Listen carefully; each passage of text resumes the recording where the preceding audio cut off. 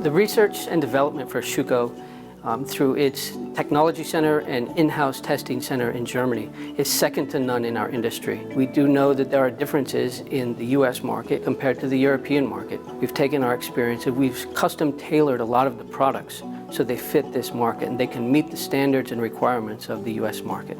The only logical way forward for us to bring our product effectively into this market is by taking responsibility for its fabrication and engineering in America. Schüco, after all, knows how to fabricate its products to its own quality standards, make them compliant with the US standards, and price them competitively.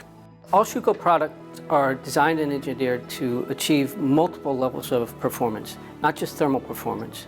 There's acoustic performance, there's weather performance, and some of those things are inherent to other principles. Schüco has been creating and inventing architectural aluminum glazing systems since the 1970s.